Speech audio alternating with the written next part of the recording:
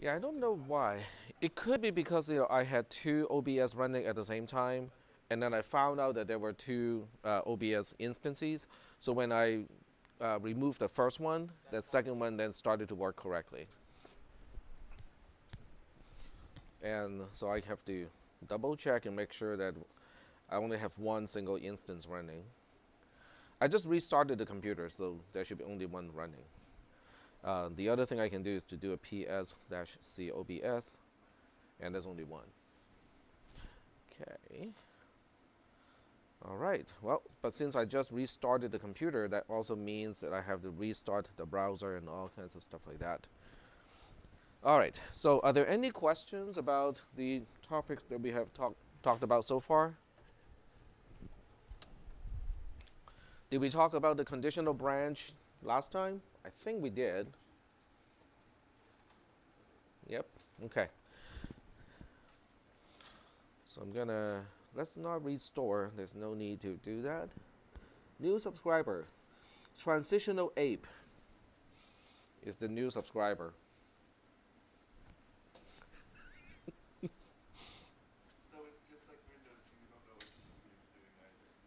Hmm? Oh. Well, things are getting really kind of complicated, even with Linux. Does anyone keep track of the Linux or Linus Torvald, the original author of the Linux operating system? How he got, I wouldn't say kicked out, but he was, let's just say that some people complained about his demeanor and he was sent to empathy camp. It was kind of interesting. I think in many ways it relates to you guys. It doesn't relate to assembly programming that much, but in the long run, you might want to kind of keep an eye on this one. Linus Torvalds, um, empathy. Just look at those words, and that should be enough to pick up something. So it's taking time away from Linux to learn empathy, huh? He's back already, yes. So I think he made some statements about what he had learned, um, because he's pretty much still the guy who has the final say of what changes, what modifications, enhancements get to be incorporated into the Linux kernel, and his comments and his feedback to other developers was, let's just say, not very kind or nor friendly. Okay, so he was kind of abrasive, and the developers, basically you just had it, with him, and so as a collective, they basically said, if you keep doing things like this, we are not going to help contribute to Linux anymore. So it was to that level, and so he took time off and went to basically an empathy, boot camp, um, to learn about how to be more empathic, how to be more considerate, when other people make suggestions and whatnot. So it's kind of interesting, but it also reflexive of the industry as a whole, because in the good old days, people who get into the computer industry, they're kind of all introverted, kind of nerdy, and they're complete thinking types, and so they don't really get on each other's nerve too much, because they only focus on the really objective stuff. Um, but it is getting more and more inclusive these days, and as a result, it is kind of important to play with a team instead of just being individuals. So when you guys get out and become developers or computer scientists, you kind of have to keep that in mind. That also ties into personality types, by the way.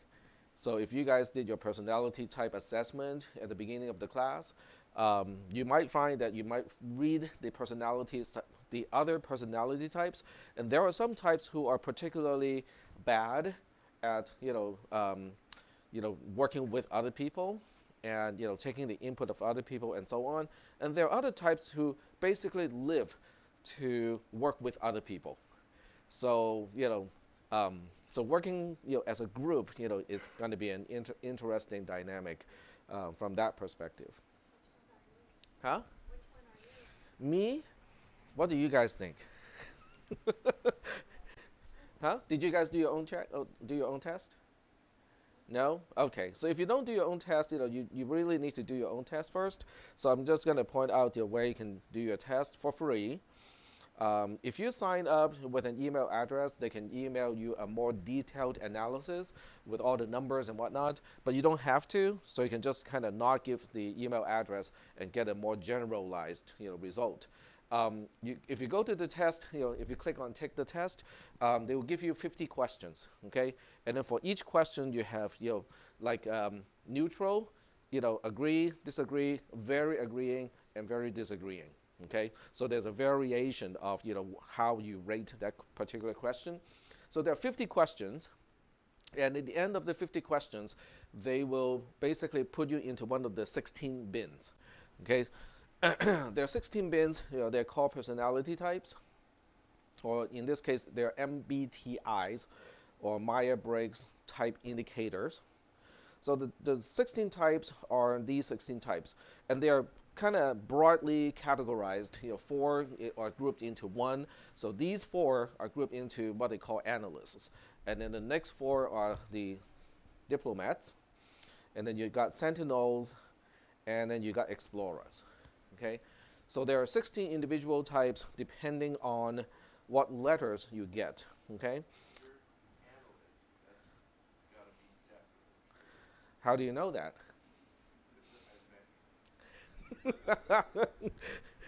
Do I have that dark aura on me, saying I'm an analyst? But within even analyst, there are different types of analysts. So there's INTJ, INTP, ENTJ, and ENTP. The first letter is either E or I. It indicates whether that person is extroverted or introverted. That really doesn't have to do with whether that person can talk to other people or not. It really has to do with when that person is stressed out, okay, how does that person regain energy? Introverts basically shut the door, and just pop on the headset and rest by himself or herself. Extroverts need to go out to a bar and talk to other people to regain their energy. The second letter is either N or S. N is intuitive, S is sensing. Intuitive means dealing with abstract concepts, ideas and stuff like that. As sensing means it's more based on the five senses, sight, hearing, smell, and even muscles. Okay, sensations on your skin and stuff like that. So N people tend to be more kind of lost in thoughts most of the time, and then S people tend to pay more attention to the moment. Okay, what is the sound of the AC, okay, the air temperature, the smell in the room and stuff like that. They tend to pay more attention to those things. The third letter is T versus F, thinking versus feeling. It doesn't mean thinking people have no feeling or feeling people do not think. What it means is how they prioritize when they make decisions. Okay, so a feeling person can be very, very smart and very, very logical. It's just that when they need to make decisions, they make decisions based on feeling more so than they make decisions based on logic. Okay, so it's basically a prioritization kind of thing of T versus F. The last one is J versus P. J stands for judging, not judgmental. Okay, there's a big difference between those two words. Judging simply means those people are more structured. In a very easy to understand phrase, it's basically those people have a strong sense of how things ought to be. Perceiving is the opposite. Perceiving means those people are open. They don't really need to, they don't want to make a decision, they don't want to make a judgment until it is absolutely necessary. Okay, so those are the four letters. So these are the different types, and when you take the test, they will put you into one of these bins. It may or may not fit you entirely. Okay, so if you click on one, I'm going to click on ENTJ here. So when you click on one, it will tell you about certain things. They will give you a general assessment of strengths and weaknesses of that type as a whole. Of all of these things, I think career paths is the one that I would recommend you guys to take a look. So with ENTJ, the recommended careers, okay, we'll just read a little bit here. These people are bold and they have a lot of drive. Okay, so they are destined to be leaders, of teams and whatnot. but they also have vision and intelligence and determination. So these can make really good bosses, especially when it comes to high-tech companies, because they need you need vision in order to um, to become a boss in a high-tech company, and so on. Um, so, and of course, the entertaining part are the people of that type. So workplace, habits, that can be interesting too, because if you have never worked in a work environment before, this can give you a little bit of insight of, what kind of working environment is good for you and what kind of working environment is going to work against you. Okay, so with my type, it was kind of dead on. I'm not gonna tell you what type I am. INTJ. One of my good friends is INTJ. The two types are really difficult to differentiate. The INTP versus INTJ, they are difficult to differentiate, but there are major signs that can tell you one way or another. So anyway, I think it's beneficial. There was one year I did a test. I recommended people to take the test. You don't need to tell me your results, by the way. Okay, I don't really need to know. But there was one year I told students to take the test, and then later on, one particular student had to drop the class because it was she just wasn't doing very well in the class, and she had to drop it. And then the semester after that, I met the student again, and then she came to me, smiling, go like, "Oh, I have to thank you so much." I go like, "Well, here comes the sarcasm. I'm ready for it." But no, it wasn't sarcastic. She wasn't being sarcastic. She told me how the personality test really revealed to her where her strengths were.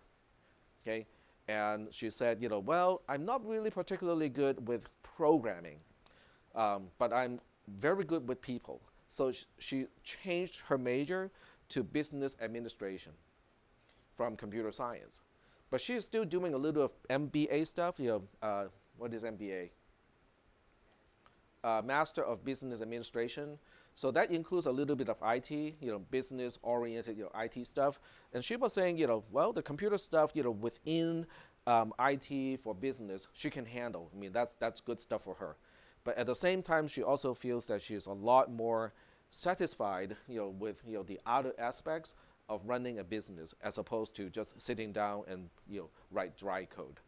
So she said, it was actually a good thing, that she took the test and then understood herself a little bit better in the process. So it's just one single example. It doesn't mean that it is as insightful to you. It's just interesting. All right. So getting back to text toy processor, okay. I'm hoping you guys read this one and kind of get a sense of how to study text toy processor, which is basically using the architecture itself as its own textbook. Okay, how does this instruction work? Figure it out by tracking down the ROM, tracking down the individual pieces, and figure out, okay, so when we execute this instruction, these components are connected in this particular way, and that's how it works, okay? So I think that really is what I want you guys to do, is to use the architecture, which is completely open, to understand the inner workings of a processor. All right? So if you run into questions or problems, let me know. I'm more than happy to explain, when you get to a certain point, go like, well, but I don't really see how this and this are connected, or I don't see why in the next rising edge this happens. I'll be more than happy to explain those. So right now, at this point, we are ready to start to talk about how to compile, okay, in quotes, C constructs into assembly code, because that really is what assembly programming is about. Is you have the code in C and C++ or whatever high-level language you want to use, and then the question is, how do we translate that? So we'll start with a conditional statement, and I'm going to hide the other one for now, and I'm going to show you, the general format of a conditional statement in C. Well, I mean, that's not really surprising. There are three main pieces to a conditional statement. There's the condition C. Now, I only use a single letter to represent the condition. Doesn't mean that it is, that simple. Okay, C can be a huge, gigantic expression. Okay, but nonetheless, it is just a condition. So we have a condition. We have a block of code to execute if and only if the condition is true. And then we can potentially have another block of code to execute if and only if the condition is false. That's basically the whole idea of a conditional statement. It doesn't even, it's not even specific to C or C++, because conditional statements are available in just about every programming language. So do we have any questions about the concept of a conditional statement? Okay, this is okay? All right, okay. So what I need to do is to turn it into something like this. So we start off with a nicely structured conditional statement, and I'm going to convert it or translate it into something that looks like this. So the first thing we want to do is to figure out, is the alternative doing the same thing as the original one? So in the original one, block 1 executes if and only if C is true. Block 2 executes if and only if C is false. Is that also the case for the second block of code here? So in the second block of code, if not C, go to L1. So that means if C is false, then we are continuing execution at label L1, which is right here. And then we perform block 2, and then we are done. Well, that seems to work out the same as the else of the original conditional statement. What if C is true? If condition C is true, then not C is going to be false, right? So if not C is false, we are not going to L1, which means we'll fall through to block 1. So block 1 does execute when the condition is true. But what happens after block 1 executes? We have an unconditional go to L2, and L2 is quote unquote a bypass label. It gives us a way to skip all the way to the end of this entire chunk of code. So that means, after block 1 executes, we do not continue on to block 2. We just go like, okay, we're done, get to the exit. So is the behavior of this code the same as the code above it? Are you guys relatively convinced that these two blocks of code are functionally the same? Well, if they're functionally the same, what is the big deal? Why do we do this? Because if you're turning code like this with any other class here, you will probably either get frowned on or points will be taken off. Right?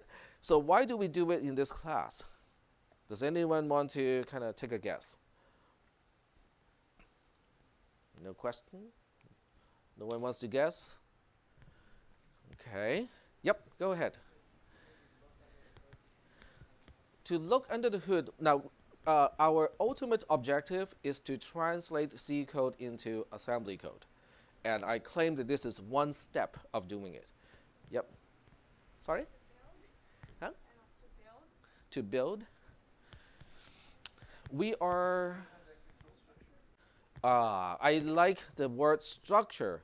We are basically removing structure. Okay? What do we mean by structure? Else is a structure. Curly braces imply structure. We are basically removing structure from structured code. Yes? It's because we only got conditional branches to make decisions in assembly language programming. There's no such thing as, oh, curly braces, this is one block of code. So in assembly language programming, we can evaluate a condition. We can evaluate like a comparison. And then we can conditionally go to a different place using JCI, JZI, that type of conditional branch instructions. But that's all we have. We have unconditional branches, okay? Go to is just JMPI, okay? So we have all of those, but we do not have the concept of structures like, oh, what is the else of this particular conditional statement? We don't have those in assembly language programming. Is that okay? So that's why we have to destructure, original structured code, because when you do something like this, there's no structure anymore here. Everything is at the same level now. Is that okay?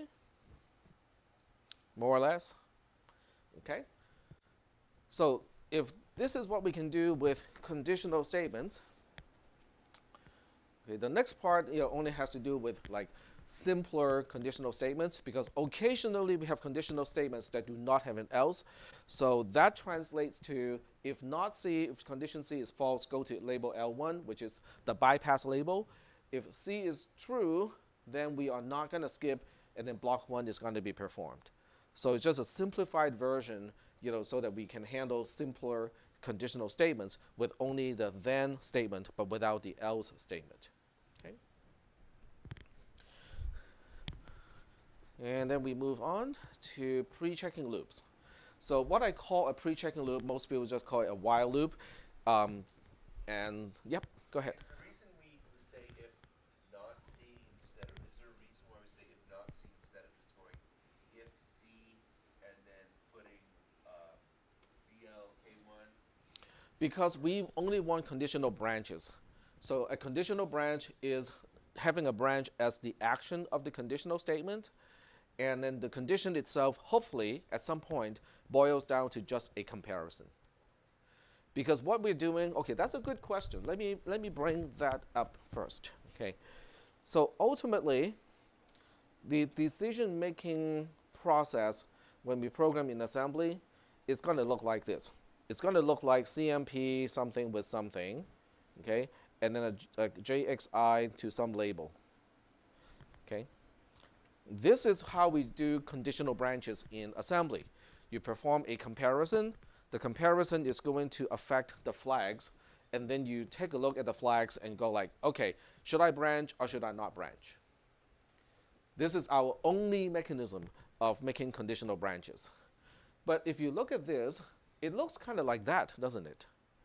The go-to is a J something I instruction, and then the CMP ultimately is probably, hopefully, what we need to put into the condition. So we perform a comparison, we change the flags, and then we look at the flags to determine should I branch or should I not branch.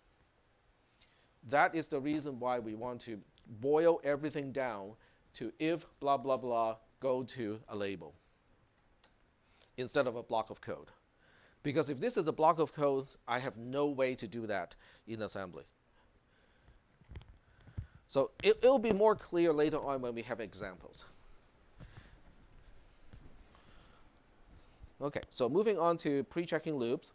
So the typical pre-checking loop or while loop is while a condition, and then we have a block of code that we do repetitively.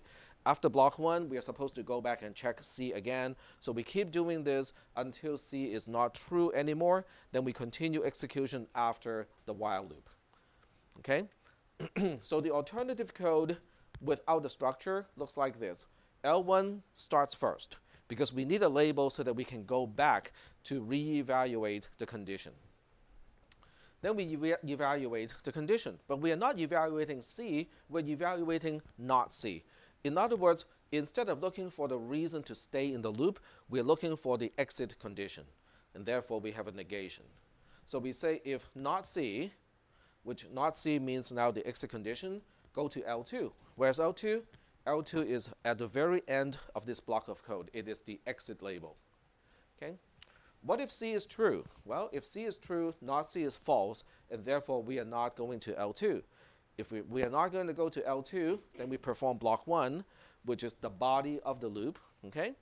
At the end of the body of the loop, block 1, we have an unconditional branch to go to L1. So basically, we go all the way back to L1, re-evaluate the condition, and see whether we should get out of the loop or not. So the behavior of the code between L1 and L2 and the behavior of a regular normal while loop should be the same. They're equivalent. It's just that we have once again removed the structure. You can see the curly braces are gone. So whenever you see curly braces gone, that means we have removed the structure of that piece of code. So is that okay so far? Yep.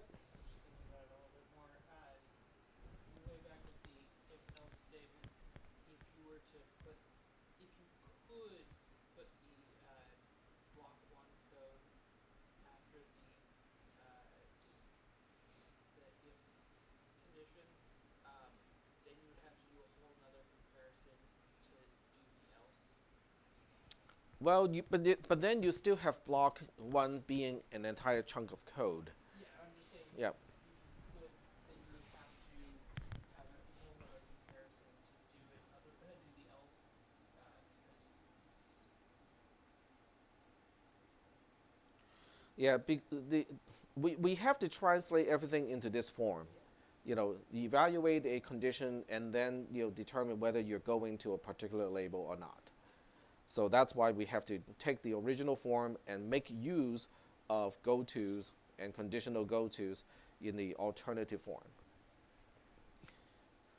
All right, we have one more type of loops to go, but those are the post-checking loop is really rarely used. I was just teaching cisp310 yesterday between 6 to 8 p.m.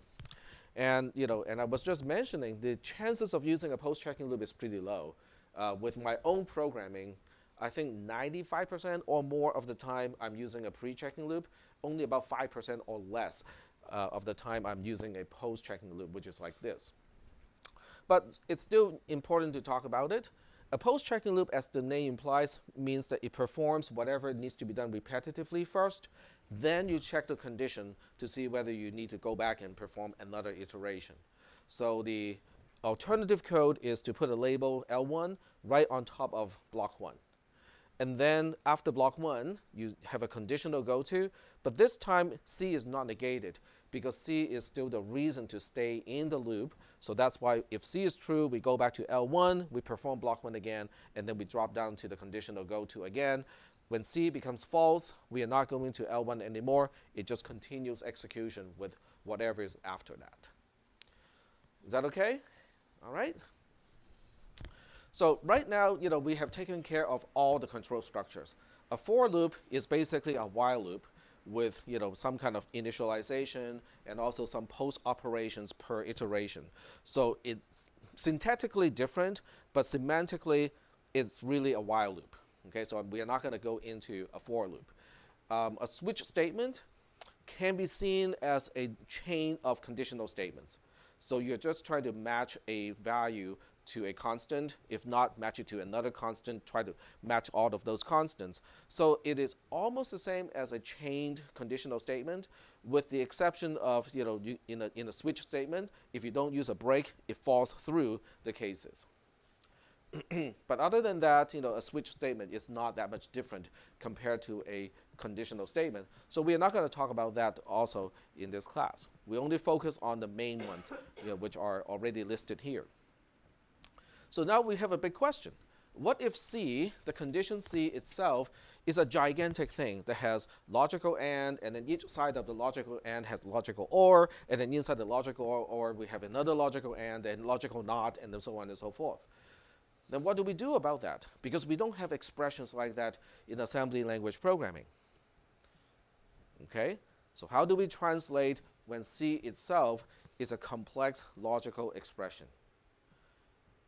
Yep. Could you give it like a label and then have the label that's all the good stuff? Yep. Well, we read section 4.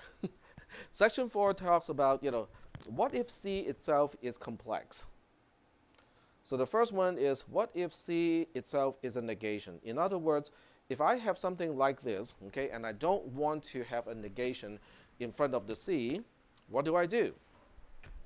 Well, we can do something like this. Because the objective of the original code is to end up at L1 if and only if C is false. So what we can do is we can check just C, not the negation of C. If C is true, I go to L1, which is a bypass label, and just continue execution. But if C is false, then we are not going to go to label L2. And if we do not go to label L2, it falls through to the next go-to, and that one is going to go to label L1. So now the second chunk of code is also doing the same thing as the first chunk of code. Is that okay? But the second chunk of code is longer, so what are we buying, making this code longer? What we are buying is the removal of the negation. So C, instead of being the negation of some bigger condition, is really just that condition itself now. We have just removed a negation operation. Is that okay? But we are making it more complex because we are now having another label that we didn't have before, and then we also have one extra unconditional branch.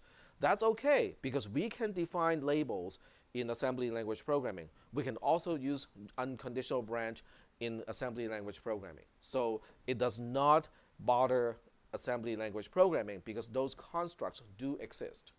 Okay? But the negation of a condition does not exist in assembly language programming. That's why we have to remove the operator itself. Is that okay? All right.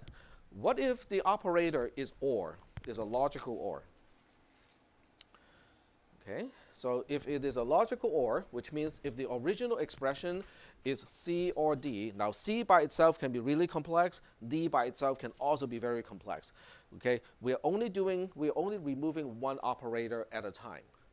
So if the original expression is C or D, if C or D go to label L1, I will translate it like this. If C go to L1, well, what if C is not true? Well, then we check D. If D go to L1. So that should have the same behavior as the original code. Is that okay? All right. Yes, we have one more conditional branch, but we are removing the logical operator, which is the whole objective. Is that okay? Okay, so let's move on to the next one. What about conjunction? Conjunction is the one that is just a little bit more tricky. Because in a conjunction, like C and D, if C and D go to L1, when you check C, if C is false, you should go to the bypass label right away. Because if C is false, then the conjunction cannot be true. So you might as well just quit now because it doesn't really matter what D is. The whole expression cannot be true. This is also called short-circuited evaluation because you're not evaluating D when it is not necessary to evaluate D. That is actually a specified behavior in C and C++ as a standard. So when you look at every single C and C++ compiler, they will compile the code to something like this. It will short-circuit the evaluation. So if C itself is true, then we are not going to go to L2. What do we do next? We evaluate D then. So if D is also true, then we go to label L1. What if C is true but D is false? Well, it will still be falling through to label L2 to continue execution with whatever is next to the conditional statement. So are we doing okay so far with this? Yes? Go ahead. It seems like you're more likely to be in like an infinite loop if one condition stays the same. It seems like you don't ever change the condition. If it's in a state where it goes to something else and not bring it to the next. So the action or what you do to change the value of variables is not discussed here. That stuff is most likely in block 1 and block 2. The body of the loop or the then branch or the else branch. So this is only talking about the conditions. How do we simplify the conditions step by step, and how do we reconstruct control structures in C and C++ to only make use of things that we can do in assembly language programming. Okay? Yep. Didn't you say something about we don't have a negation operator, so how would we do the if not C? So we take this and then reapply that rule. Okay. Yep. So basically, whatever is the outermost operator, that determines whether we use 4.1, 4.2, or 4.3. When it breaks up, if this one is complex, this one can use the negation rule, which is 4.1. So we apply 4.1. After that, if C is still complex, then we apply whatever rule is applicable at that time. In other words, we recursively apply these particular transformations until it cannot be transformed any further. So at the lowest level, what do you think a condition would look like? In most cases, I mean, there are exceptional cases too. But in most cases, what do you think a condition of a loop or a condition of a conditional statement would look like? It's going to be a comparison. Okay, so most of the time, after going through all of these things, by the time we cannot break it down any further, a condition is a comparison. Is x less than y? Is x less than 0? Is y greater than or equal to 0? That sort of thing. Okay, but that we can do because we have the compare instruction, and then we have conditional branches that can help us get through with that. So that's basically what we are doing all this time, is to boil everything down to just comparisons. Is that okay? More or less? Okay. Yep, go ahead. Just to make sure that I get the not placed into the and correctly, it would come out to something like if C go to label 3,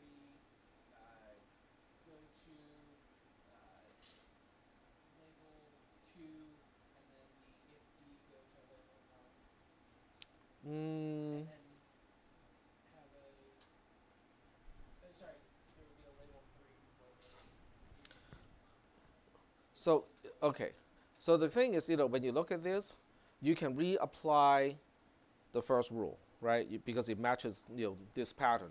So you reapply this rule. Now, obviously, the label names cannot be just L1 and L2. I'm only using L1 and L2 as a localized, use. So you have to come up with, different names for the labels. But the idea is you expand something that looks like this into something that looks like this. Now, what if this C is not simple? What if this C is a conjunction? Then this portion is broken up according to 4.3 into something that looks like this. So you just recursively apply that technique until you boil down things to things that you cannot boil down any further. Okay? I'll give you guys an example. Okay, I think that would be helpful. So let's go take a look at an example here. This is an example that I use a lot in cisp310, to find the maximum of 3 variables and then store the maximum in a different variable. Okay, so in this case, I'm going to use registers. So we'll just assume that we are trying to find the maximum in registers A, B, and C, and then store the result in register D. Is that okay? All right. So I'll state what the problem is. Okay, find the maximum of registers A, B, and C, then store the maximum in register D. So this is what we're going to do. So now the question is, well, let's look at the C code of how to do this first. So the C code, there are several ways to write the C code. You can use a nested conditional statement to do it.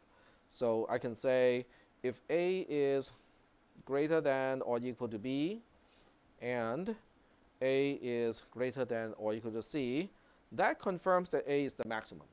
Okay? Else we do something else. Now this is a very typical way that I write programs, by the way, is to write out the entire skeleton of the control structure first and then go back and backfill whatever is supposed to go between the braces.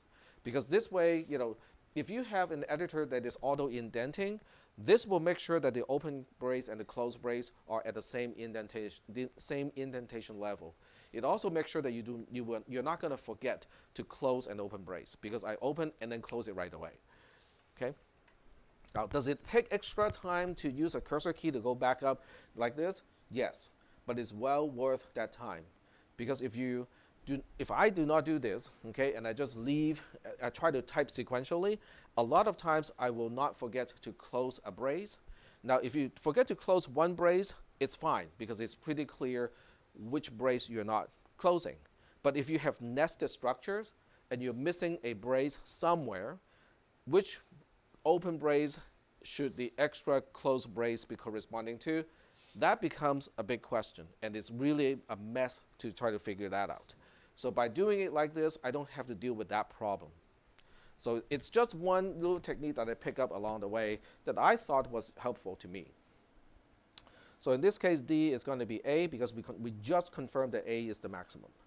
So when we get here, we have another conditional statement, because at this point we know that A cannot be the maximum. So the maximum is now between B and C. So I can have a simpler conditional statement here. that says, if B is greater than or equal to C, then B is the maximum. Otherwise, C is the maximum. Same thing, I just spell out the entire skeleton of the control structure first, and then go back in to backfill what I need to do here. So D equals B in this case, and in this case, D equals C. Okay, so we'll take a quick look at this code here and go like, well, as a C code to find the maximum of 3 variables, is that making sense to you? It seems to make sense, okay? So now it's time to translate it into assembly code. Is that okay? All right. So what do we do when we translate this into assembly code? So this is going to be a very tedious and repetitive process. I suggest that you do not frantically try to write down everything that I type, because you can never write faster than I can type. So it's a much better use of your resources, your mental energy, to focus on the concept instead of trying to write it down. Now, before we do that, I would double check, make sure that we are still recording, the voice is still good, okay? So you don't have to worry about, oh, but what if I don't write it down and it's not going to be recorded? Okay, so what we do is now, okay, I'm going to copy and paste it first, and then we'll do one step at a time. Okay, so this is the second copy. So the first thing is, it doesn't matter which way you work. You can work your way from the inside out, or you can work your way from the outside in. Okay. In other words, I just have to pick one control structure that I want to do the conversion. As long as you're not trying to do multiple conversions at the same time, it's fine. So do you guys want me to work from the inside out, which means I translate the inner conditional statement first, or do you want me to work from the outside in, which means I deal with the outer conditional statement first? It doesn't really matter one way or another. Outside in? Okay, all right, so we'll do outside in. So to do the outside in, so what I do, okay, if I am a machine, if I am the compiler, then I will match this statement. Oh, it starts with an if, and it has an else. So I'm going to go back to the rules and do a pattern match and say, oh, it does match the pattern of this thing here. Because I have just realized that I have a chunk of code that looks like this. The transformation is this. So I want to convert it into that particular format. Is that okay? So now I go back to the editor and I mechanically do that translation. So I basically just say, remove the curly braces, like so. There's no else anymore, but I do need an else label here. So we'll say, this is else label. We put it here. Okay. So the key is, whatever structure I'm converting should no longer have curly braces for that particular structure. I'll call this one end if. Okay. It is the end of the if that we're dealing with.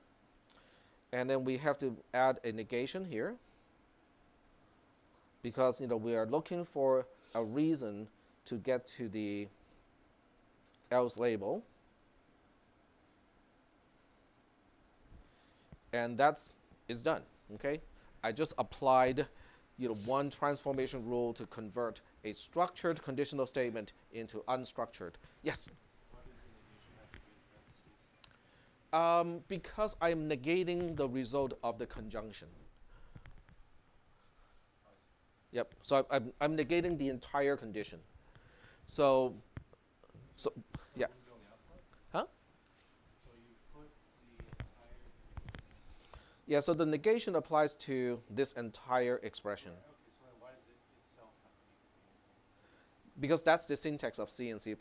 The condition has to be inside parentheses. So that's a good point, okay? That is a very good point.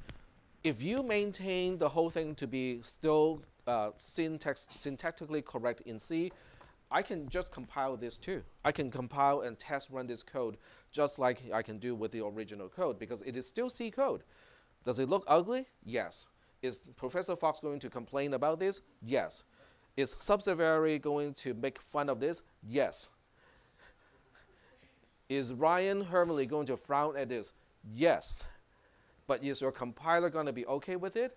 Yes. And that's the only thing that I care about. Okay, it is still syntactically correct, and it is supposed to be functionally the same as before. Okay? All right. So this is the first stage. First stage is done. And so we copy and paste this again. So this is going to be quite tedious because we have to copy and paste many, many times. All right, so we look at this and go like, well, we have several directions we can go. We can also, by the way, changing structured code into non-structured code, I call that flattening, because you're removing the hierarchical nature of structured code. You're flattening the whole thing into one single level of control structure. Okay, so we can choose now. We can handle this kind of complicated condition here, or we can flatten the inner conditional statement. Which one do you want to do first? Changing the condition? Change the condition. Okay, so we'll go ahead and deal with the condition first. In other words, we look at this complex condition and go like, well, how do we deal with this? Now, this time we have two ways to proceed. We can just blindly apply the negation transformation. In other words, we go to 4.1, okay, because of this whole thing, okay, so I'm going to highlight what I'm using here. This matches the pattern of 4.1. It matches the pattern of 4.1, which is this. Is that okay? Now, C is quite complex, okay, but nonetheless, it is a condition. We are dealing with the negation of something. So we can blindly apply this rule. But I can also look at this and go like, wait, I can apply De Morgan's law. Because if you can avoid using the control structure to get rid of operators, it's better, because your program doesn't end up to be unnecessarily complicated. Okay, so let's talk about De Morgan's law a little bit, because it is a particular way to do transformation, but it does make it easier. So De Morgan's law says something like this.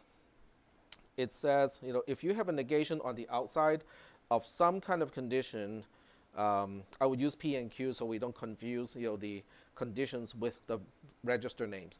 So let's say we have P and Q here. De Morgan's law says it really is the same thing as not P or not Q. That's De Morgan's law.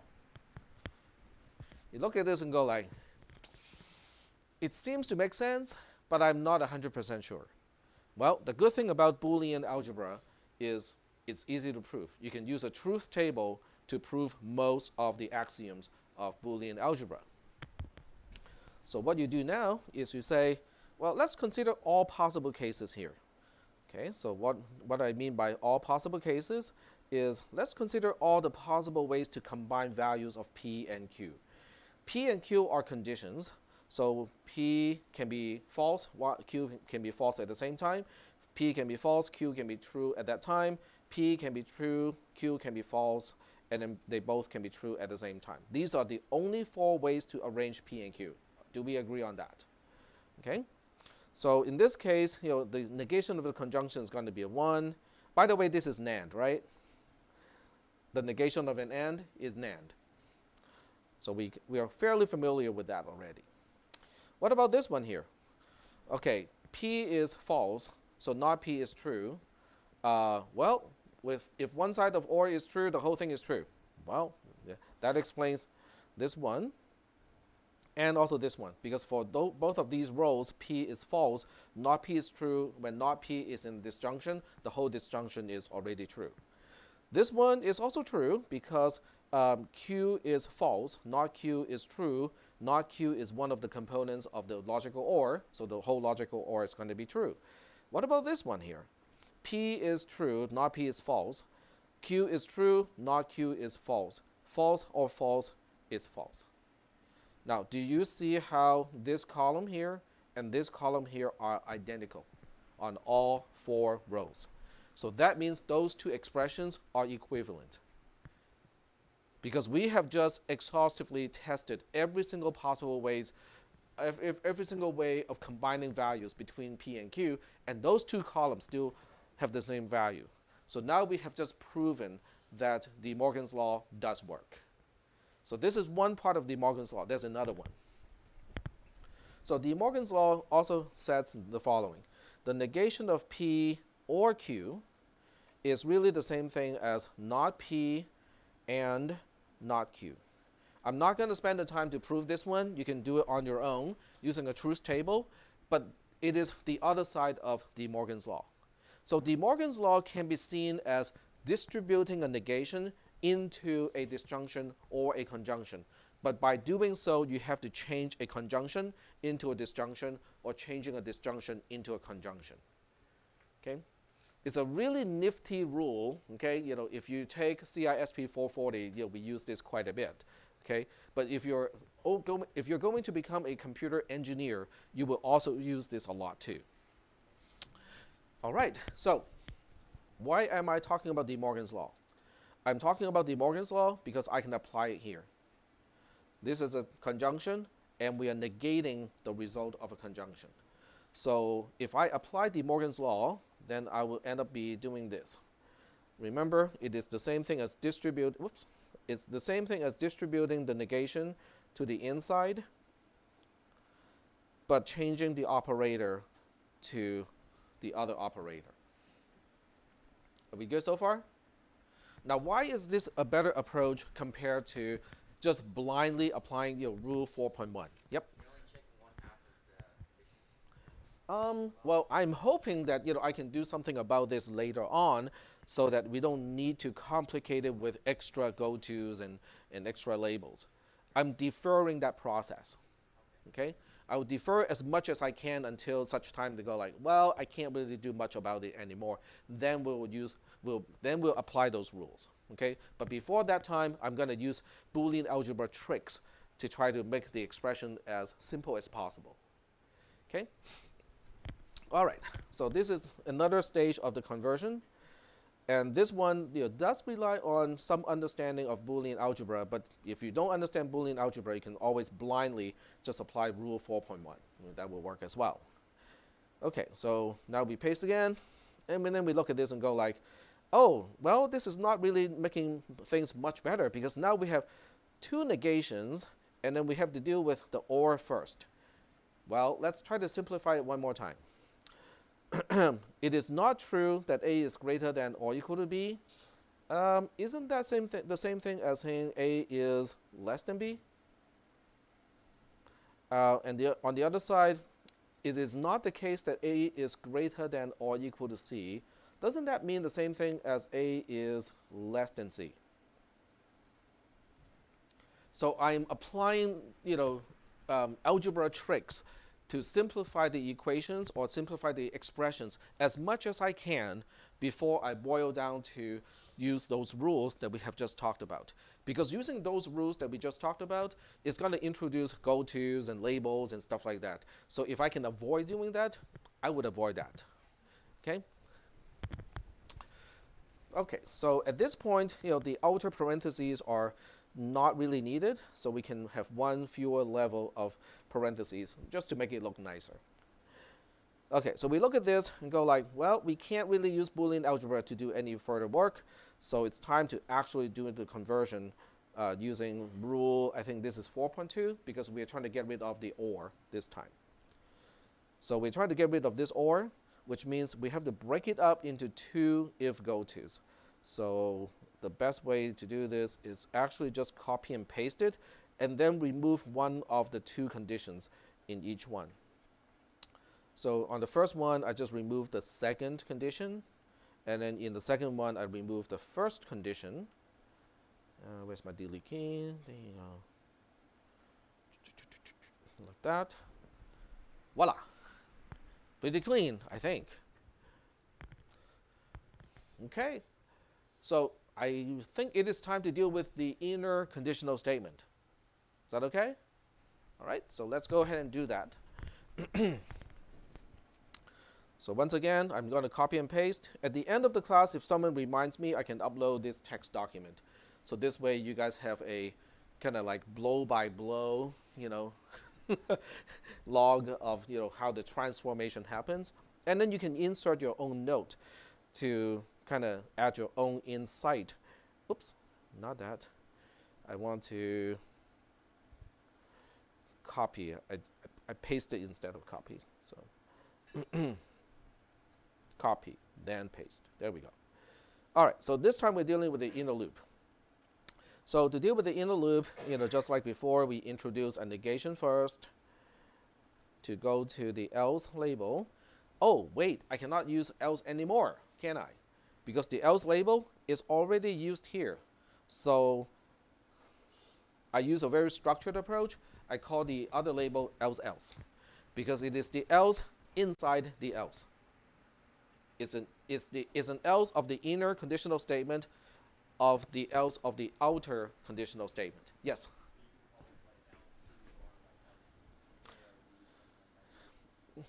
How you want to label yours is up to you. Mine is just very structured, so that by looking at the label name, I know where it is supposed to be.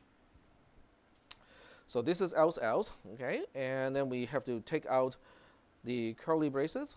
Okay, so take out this curly brace here. Oh, I forgot one thing with the original one. I forgot an unconditional branch to end if.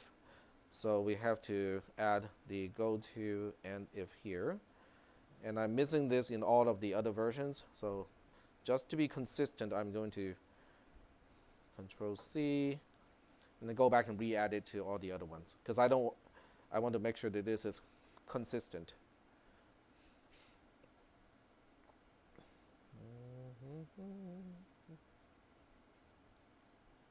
I think that's the first one. Yep.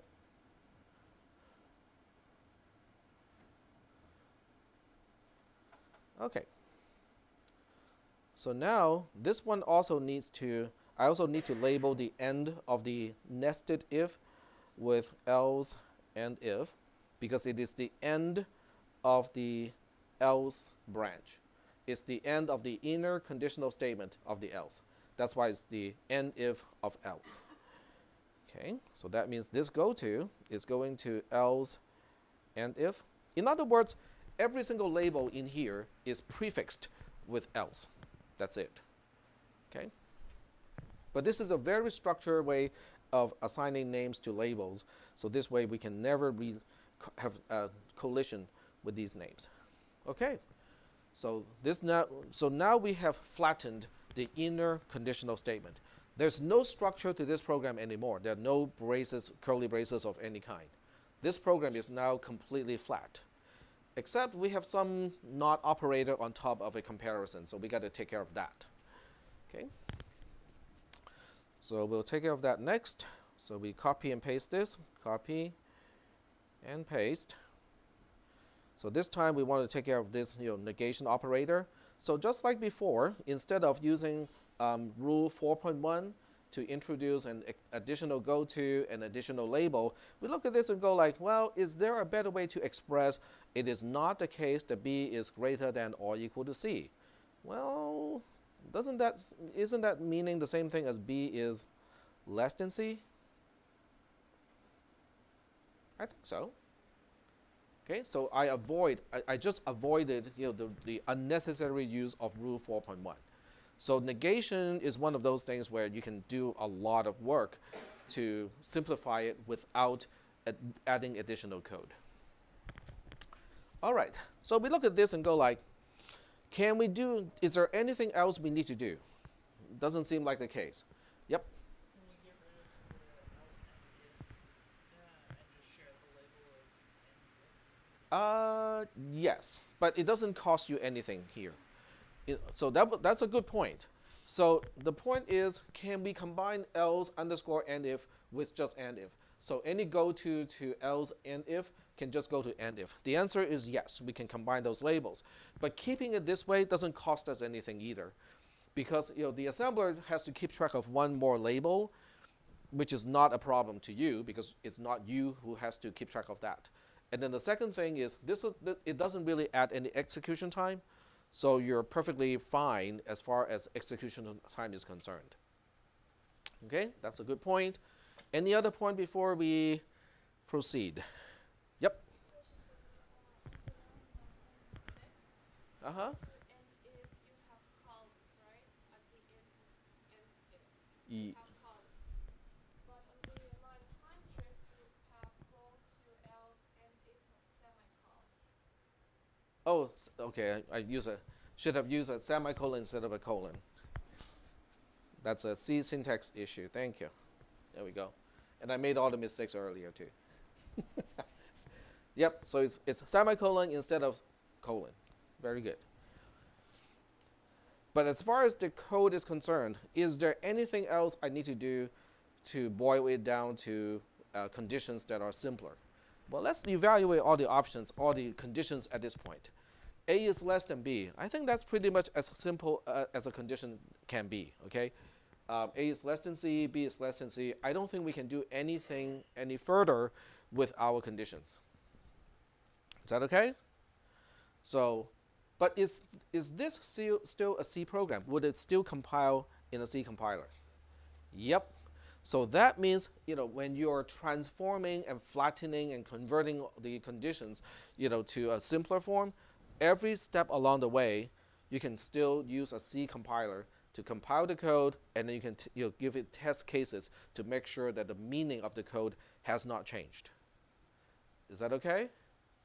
It is only at this point then we go like, nah, we cannot reduce this any further using C, so it's time to convert it into assembly language.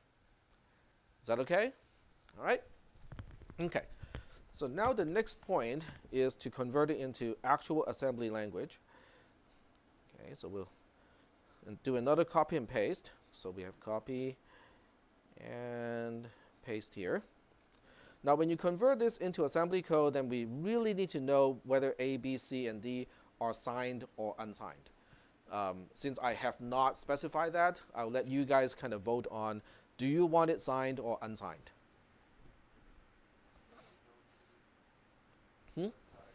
Unsigned. Okay. So we'll go ahead and make that assumption that we have unsigned A, B, C, and D. A, B, C, and D.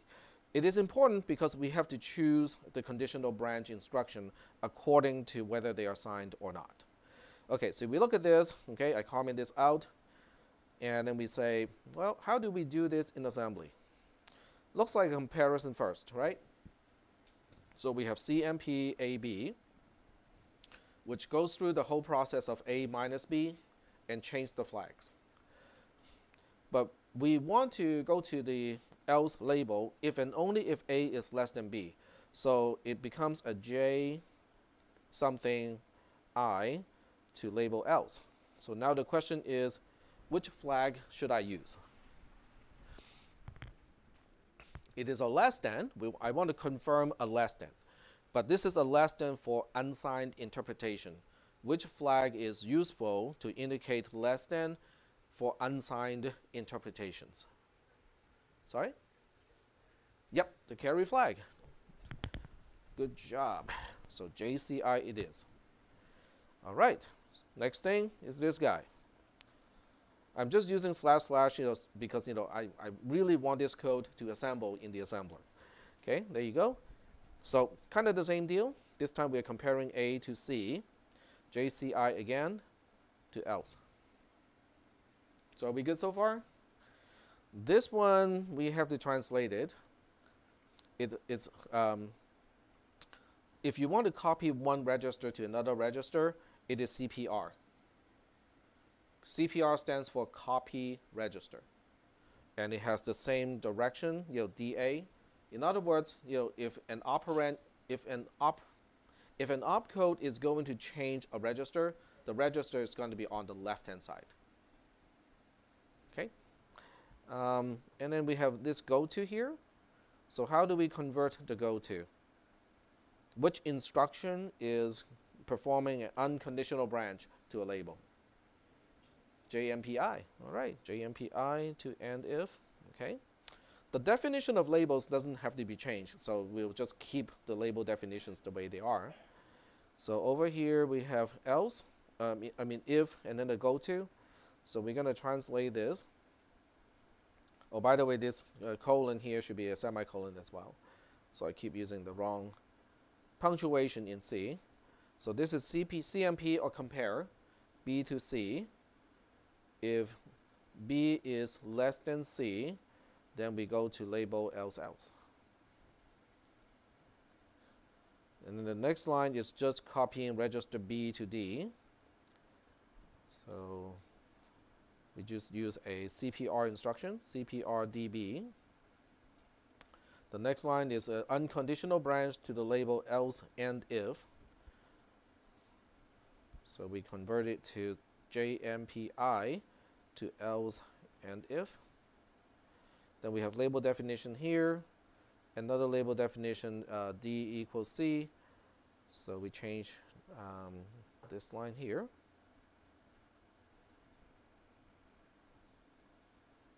To CPR DC.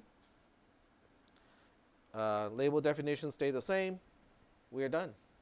So now we have the assembly equivalence of the original C code. Yep. Just to clarify, there are no semicolons at the end of each assembly statement, right? That is correct. Yep. All right. So, are you? Yeah. No. The assembler can take indentations. That's fine. The indentation, I like to keep the indentation because it maintains the nesting information of the original code, which sometimes is useful for debugging purposes. So I usually tend to keep the indentation. The assembler can deal with that. Okay. All right. So I claim that this code works the same way as the original C code. Are you guys going to take my words for it? Okay. Now I really need to let you know that I'm actually on the election ballot now, as the faculty union representative of ARC. So yes, I'm quote unquote a politician now, which really kind of goes against my grain, but. So wait, will we see you on our ballot? Not on the actual election ballot, but I'm on the ballot of the LRCFT, the union for faculty members. Yep. So you guys won't see me. All right, so I'm just going to copy this, which is the last version of this entire thing. And we'll go to the assembler. I really need to bookmark the assembler because I use it very often. Oh, I had a question. Will the assembler run in Excel? No, it does not. Does it use Google Script? It does not actually use Google Scripts, but Google Spreadsheet has formulae that are missing in Excel. Especially things that deal with regular expression, it's missing entirely. So that's why it won't run in Excel. Excel doesn't have regular expression functions. Yep. So within the code, when do we initialize the variables? Right before we start clocking. So we'll have to go to the register bank and then manually initialize the registers. Because this way I can run it under different conditions and test it out in each of those test cases. So that's a good question. Here's the assembler.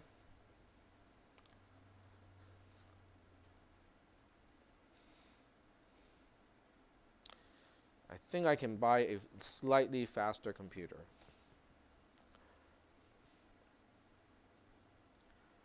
There we go.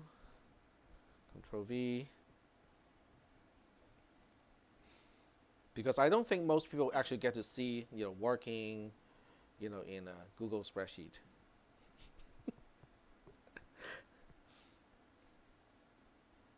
There we go. So it's done assembling. We just have one more thing to do, is to add a halt instruction here. Just so that the program stops, I don't have to keep an eye on it. And then we go to the RAM file tab. Okay. File, download as.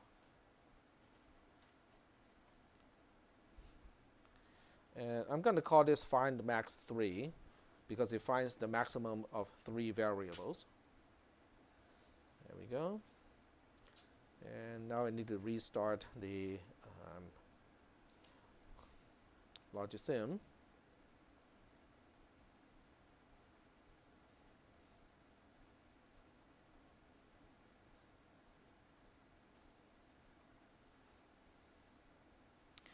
All right, so let's go ahead and load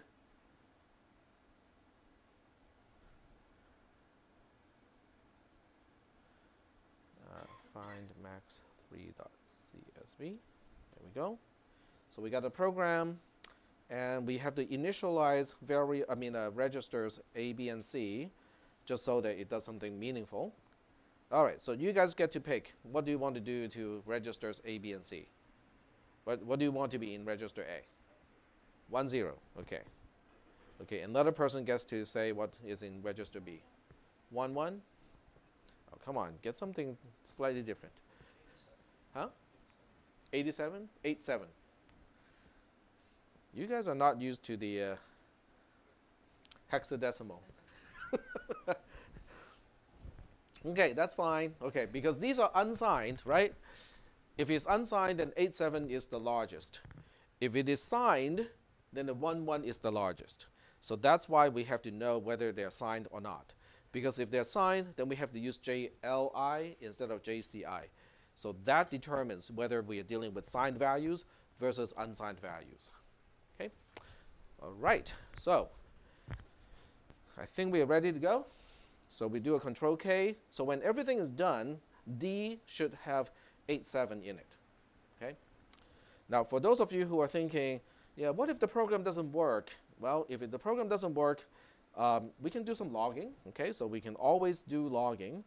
We'll log the program counter, change it to base 16. We can log, let's see, the flag register can be useful. So we go to the flags register, log that. And of the register banks, I think register D is the only one that's useful because we are not changing registers A, B, or C, so it doesn't make a whole lot of sense to log A, B, or C. So register D is the only one that's kind of useful. So we can log all of these. And I'm not going to put those in a table. We'll just go ahead and keep these in memory, not in the file. It's going to be in a table, but not a file. There we go. So close. And then now I type Control K to start the processor. Zip. Okay, it's all done. 87. Cool, that works. So now it's time you can change the values around to see whether it works, in all cases. But I think we have a fairly good, example of the fact that it does work. Okay. Now, of course, in this case, what is also going to be educational is to look at the logging. So you just go to the table. This is the full log of the execution of this program. It's not very long, is it?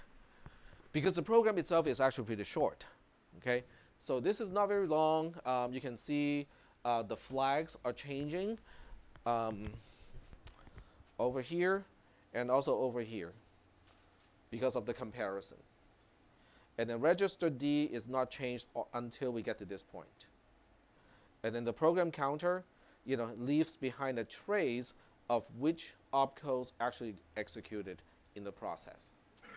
So this gives you a pretty good idea of how the program, works, how the control flow changes, where do we go after this, and so on and so forth. So I would consider doing something like this, or just replicate what I did today in class, but use different values, for instance. Okay. This will really kind of help you understand, how to translate C code into assembly code. Now, the other thing that you can do as well, okay, is, okay, let me go back to the editor, okay. So the other thing that you can do is to really just look at the original code in C and then do it on your own and convert that into assembly code.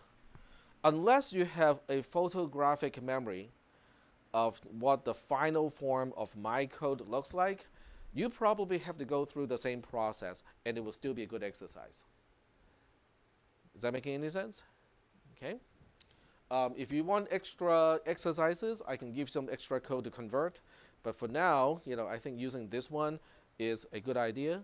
And you can test it. the whole idea is, once you're done with your own version of the conversion process, you can test it and see whether it works or not. Okay, so I have two more things to do. One is to save this file and upload it to Canvas so that you guys can actually get access to it.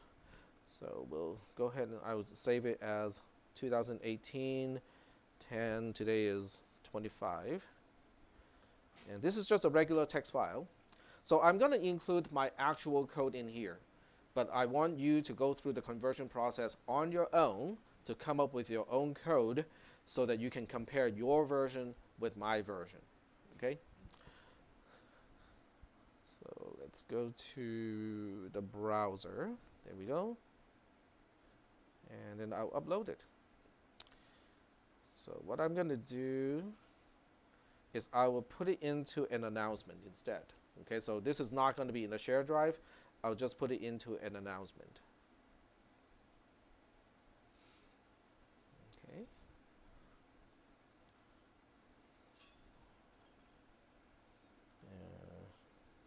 Oops, 25. And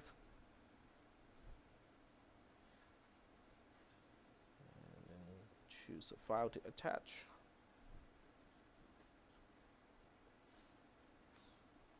There we go. And let's see whether it will let me save without content. Yep. Space.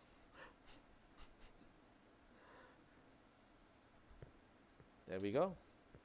It let me save this time. Nope, it does not. Ooh, okay, so it's smart enough to know that space is not working. How about this no message body? There we go.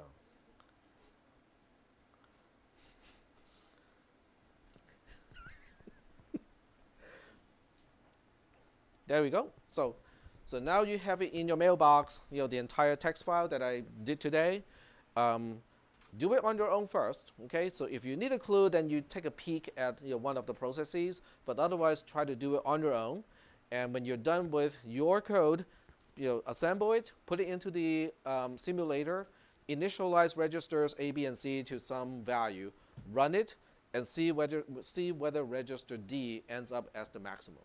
I think that's going to be a pretty good exercise when you go like, okay, I can't get this to work, and you like this, then you can look at my code and go like step by step, how I did the conversion, step by step. Is that okay? Huh? Exactly. You can, yep, change the code to find the minimum.